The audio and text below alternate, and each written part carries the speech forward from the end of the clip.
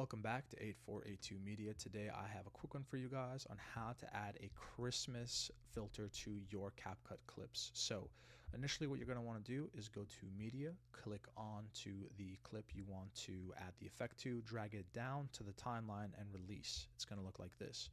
Now we're going to go to Effects on the top left corner, click on Trending, go down, and then for the Xmas College. So we're going to click on it, drag it down, release it, and now we can actually place it wherever we'd like onto the clip, and we can elongate it as well to be the entirety of the clip. Now that we've done that, with the effect being selected, we can go to the special effects tab on the right, mess with the horizontal effect, the range, size, speed, and vertical by just pressing these levers right here. And now let's play it.